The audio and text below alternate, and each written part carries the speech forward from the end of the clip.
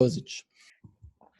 We were talking to Kane yesterday about how explosive Ole Miss's offense is, and he said they were just dedicated to being explosive. And when you watch them, they push the ball downfield a lot. I mean, compared to some of the teams you've seen, how dedicated are they just to pushing the ball down the field? And you guys blitz a lot. I mean, how much is those blitzes getting home, really important against a team like this?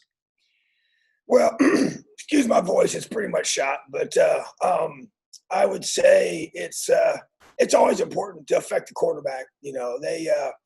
It's interesting because he's totally on point. It's definitely a huge emphasis for them. They live off of those.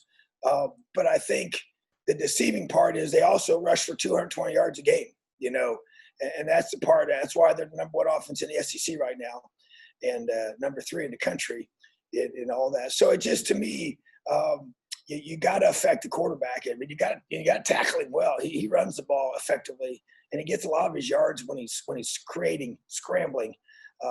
He just isn't necessarily a quarterback designed run. And so, but yeah, they want to be able to create those explosive plays off their play action, and that's where the run game is really and critical for what they do.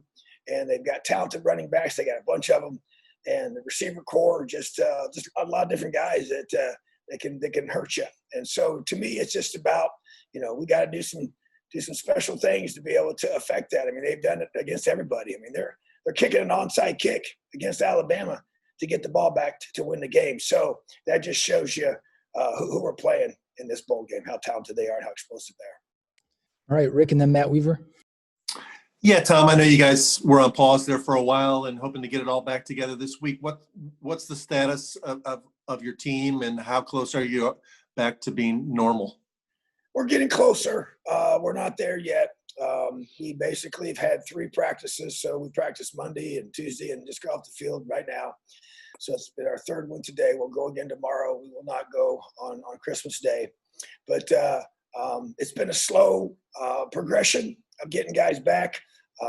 Had to modify our practice plans and how we do things because of our numbers and limited numbers that we have. So we're still getting back. I mean, we're hoping to be from all the guys that have to go through the protocols for COVID to come back. We're hoping to have all those guys back by next Monday, would be the hope. Not for sure yet on all those, don't know all those answers yet. There's just a lot of things that have to go through testing wise. So, but there's no question it seems to be getting a little bit better every day. And it's just a part of the process we go through. And I've spent a lot of time talking to our medical staff, and Kyle Blackman continues to do an excellent job for us and leading the charge there with getting these guys, they're just, it's like it's a couple. We got all these different guys at different phases, different things what they can do, what they can't do. And whether they're working with our medical staff, trick staff, certain part of practice, some guys are, doing certain things in practice, but they can't be there for the whole time just to kind of get them eased back into it. So we're just working together and feel good about it, but a lot better than we were, a week ago without question, but definitely not full strength yet. All right, Matt and Kevin Brockway.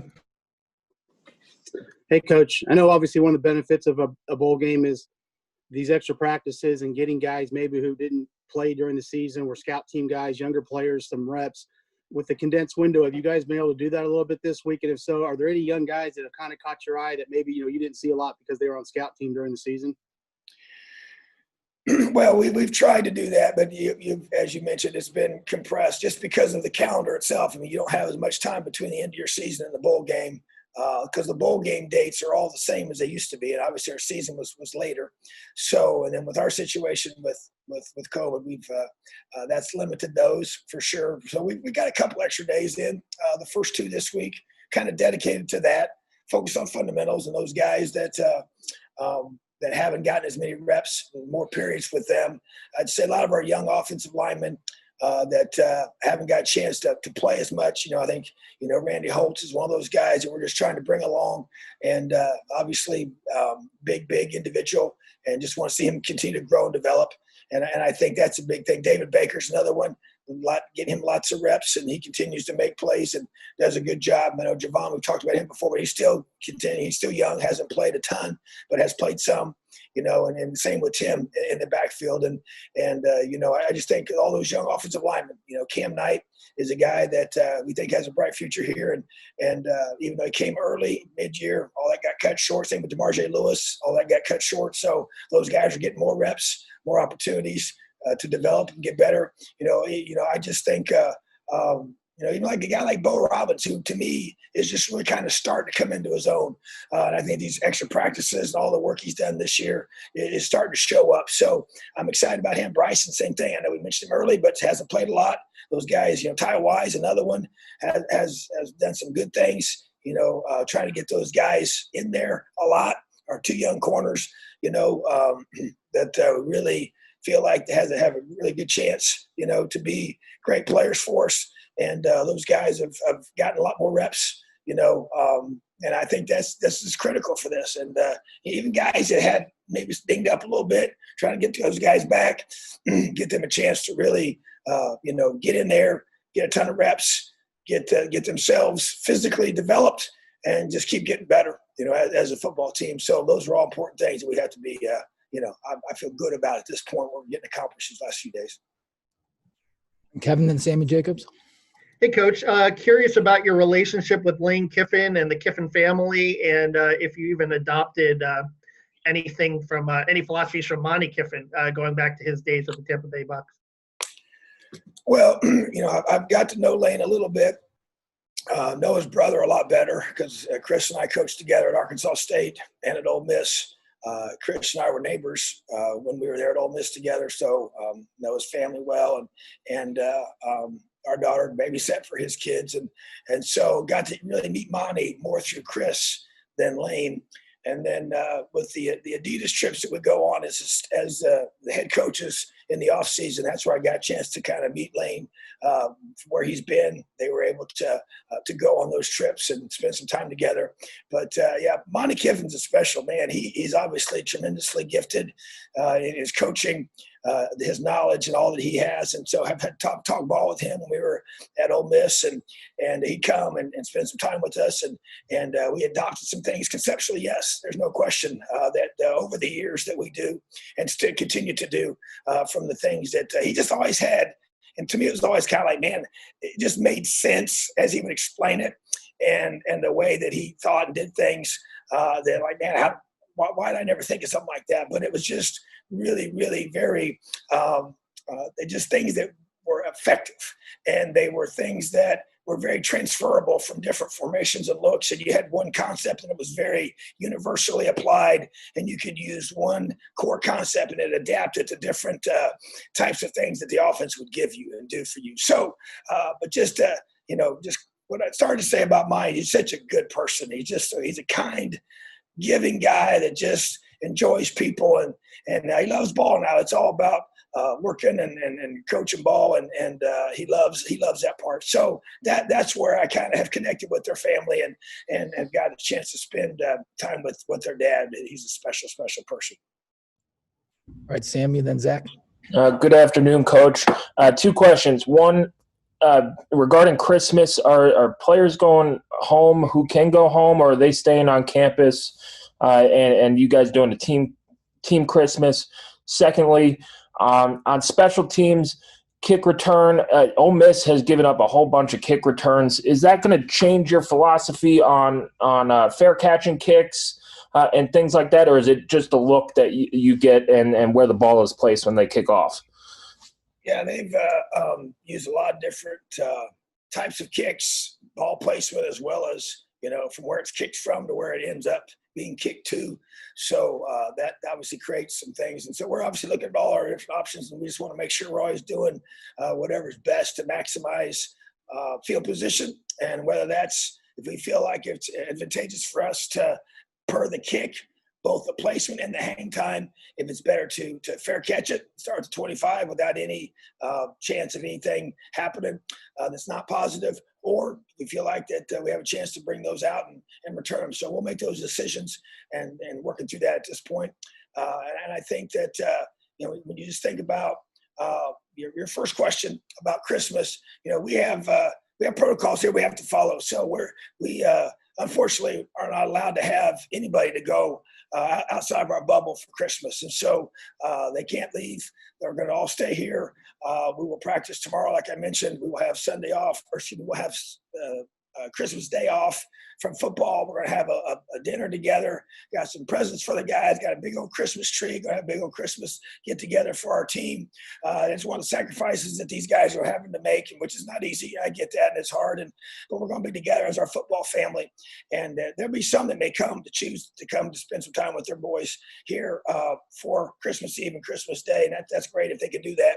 But we're not allowed, because if we let them leave, then they'd be out the whole next week with the protocols of testing, which obviously doesn't work because you're getting ready to play your game the following Saturday. So it's just a reality of COVID that we're dealing with, but we have to follow these protocols, and we've stuck to them this long, and we just got 10 more days to finish this out. So definitely not ideal, but it's another thing that I think people from the outside don't understand what these guys have been through and how much they've sacrificed and invested for this program, for this university, and that's a special thing. And they're our special group, and I really respect them so much for the way they've handled this.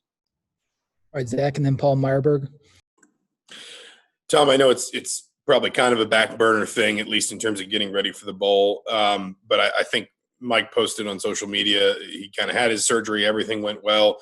As you start to think about kind of where he goes next, I imagine you're looking at targets like spring practice, summer workouts, things like that. Just kind of what's kind of the next stop in the timeline for him?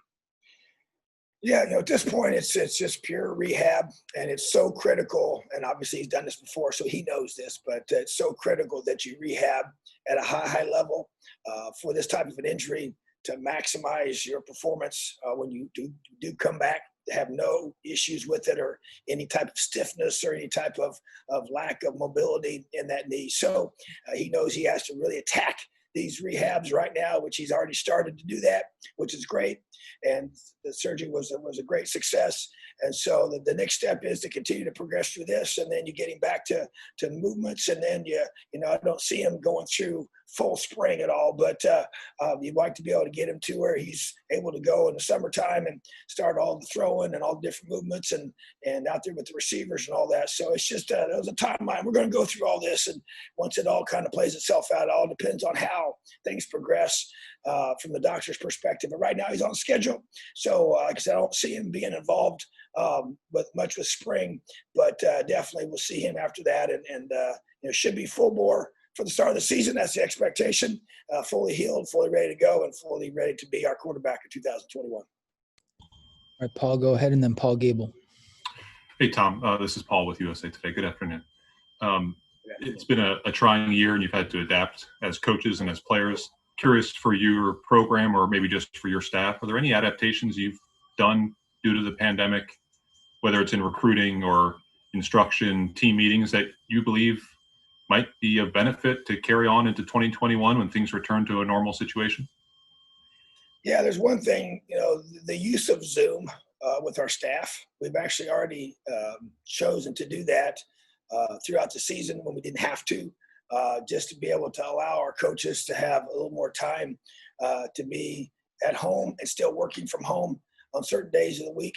And that's been a good thing, because sometimes you can become such a slave to the building of just always being here the whole day long, late at night, especially early in the week of game week. And so I think that's given our guys a chance to be able to see their families a little bit more. So I think that's been a good thing. And maybe even just the Zoom meetings for even your guys moving forward, to be able to work remotely with our guys in the off season and when they're away. Like we have the different times a year, different things. So I think those have been positive things that we've been able to agree as a staff that we kind of like that part of it. And I think that, to me, it's all about just the communication piece. It's just an efficient way for us to even have meetings and everybody have to be all in one big place together, not because of COVID, just because of, we can now be able to do it from different areas that we're located in per the time of the year. So that's probably the biggest thing. There's a lot of things that we'll be glad we don't have to do ever again. So we'll see how that all plays itself out. But it's been, challenging for sure. But you adapt. and you figure it out, and you make the best of it. And that's what our guys have done, and that's why they've had a very successful season, because they've been able to adapt and just make those adjustments and press on. All right, Paul Gable, and then we'll wrap with John Blau. Hey, Coach, I talked to Coach Weiner yesterday about a story I'm doing about the players from Plant. And it's not every year that you have multiple guys from the same high school then go on to play together at college. First off, your thoughts on those 4 players and how special it is for them to continue playing together at the next level. And then second of all, have you and your assistants who were at Ole Miss kind of given yourself some time to reflect back, and how special will it be, especially for you having coached at Ole Miss and then your first coaching stop being in the Tampa area? Yeah, I think the first one with the guys, it is unique. You think about that. I coached high school ball for 15 years, and I can think of only a handful of guys from a team that I ever coached that played college ball together. Maybe 2 or 3 at the most at a certain school. Definitely not at the Big Ten level or Power 5 level for sure. I never remember that ever happening in any team I was ever part of. So that they're all on the same team. But to have 4 guys that were high school teammates, 3 from the same class, and then obviously Mike is a year younger, is really, really special. And the chance to go back home for them is really, really neat. And the fact that I coached there, in high school, and then came back and coached at South Florida in Tampa. That's why this game's really special to me, because even back as a young high school coach, the Outback Bowl is always a big bowl, and I went to many of the different events that they would have for the bowl game. Sometimes they had the teams come and have different speakers and different things that we're not able to do now, but because of COVID. But just it was always a big deal to have the Outback Bowl there. It was always, Big Ten team would always come down. Me being a Big Ten guy from this part of the country, even though I had moved down there, was always special. So to have that, these guys all from the same high school from Tampa, they're at Plant High School now coming to play, back home again, and their families all get to come. And obviously Coach Weiner was their head coach there at Plant. And they had a special senior year together when Micah was a junior, and the other 3 guys were seniors with Thomas and Wop and Jawan, and so just that friendship and bond that they have, and then to be able to do it together for 4 more years is pretty cool, and you're going to have a lifetime full of memories, of the things you're able to do together. And we just want to finish, we want to finish with a trophy game win. And that's one thing these guys have really set out to do. And as a group, the last game they played at Plant, they lost to St. Thomas Aquinas in the state championship game. Was their last game, as a Plant Panther. So then I get a chance to go back to Tampa and play for a championship and a trophy game, and to do everything we can do to win the Outback Bowl in their home city. So I think just the whole thing together is pretty neat. And then you talk about Ole Miss. We've talked about it as a staff, the guys that were there, and just the irony of us playing them. Because I don't think anybody we really were expecting to play them. And so, but it is, we spent 3 great years there, my family and I, and to be able to go back to, like you said, the Tampa area and play these guys. And I don't know really the players. They're all new from when I was there. There's a couple we were starting to recruit while I was there that when they were younger in high school. But no, the head trainer and the equipment guys and the off the field guys and their SID and just a bunch of folks. And one of their position coaches, Derek Nix was on our staff as well. Derek's an awesome person. So just a lot of connections for sure. And just looking forward to being able to, we're just blessed to be in the bowl game and excited to be playing, and just all those other things kind of make it a little extra special. All right, John, last one. I have a 2-part question about Jalen Williams. He was obviously an Ole Miss commit at one point in time, and obviously there's a coaching change there. But what Ole Miss, even you and Kane talked about, it's kind of a relationship-driven program, and obviously you guys stress a lot of the same things. Did you see kind of a natural fit, in terms of the same kind of recruiting you could do for Jalen? And the second part is with Coach Shelby. Obviously he talked about, being able to push him to another level in terms of what do you really want? How much does relationships really drive into that in terms of gaining a player's trust and being able to push them to another level as another player? How much do you think that's part of that? I think it's the key. I do. And everyone may not agree. how critical it is. I think it's the key thing. And he's probably the best example of that I could give right now on this current team.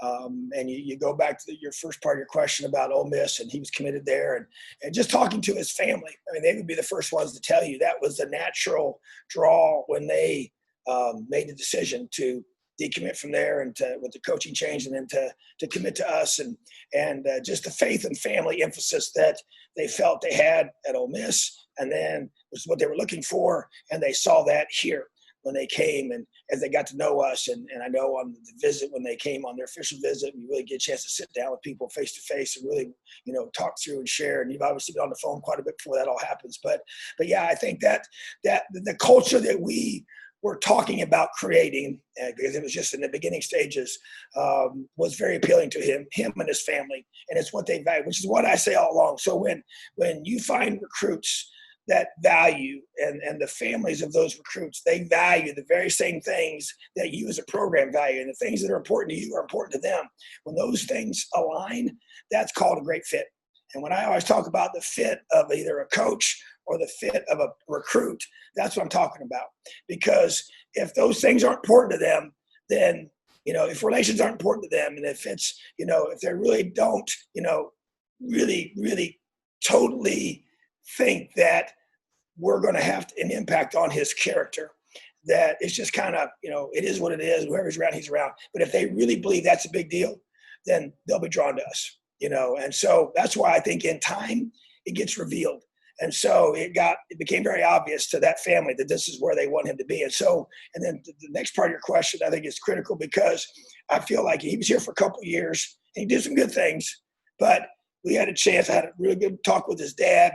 Had a really good time with Jalen, and just said this thing needs to go to another level, and not just in football. We're talking about him as a man and things that he wanted to become, that he felt like he wasn't fully, fulfilling, in his development here. And it was him just deciding that he needs to ramp this stuff up, the things he was doing in his personal life, and even the things spiritually that he needs to grow in. He came to me out. He wanted that. His dad wanted that.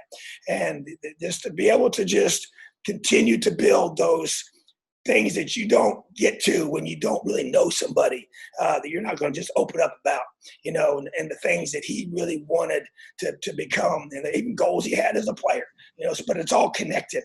And it's amazing when those things line up, even just academics and his academic performance. And hey, are you just going to just do what you're supposed to do, or do you want to become great?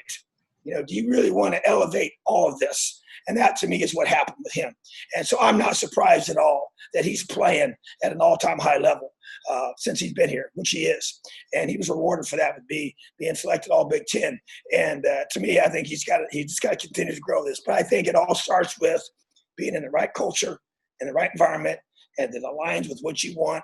And then you got to respond. You got to buy into that. And you got to continue to let that relationship grow and get more and more, strong, and more intertwined, to where you can feel like, hey, I can come and we can talk about anything. And I have the confidence to challenge you on these things that sometimes are a little uncomfortable, because I'm saying, hey, you need to make these adjustments if you want to be where you say you want to be. And so he did that, and he's playing at a high level. So awesome to see. And it's another example of guys that chose to come here and are taking full advantage of the opportunity they've been given. All right. Thank you, Tom. Appreciate you guys. Have an awesome day, and Merry Christmas. LEO.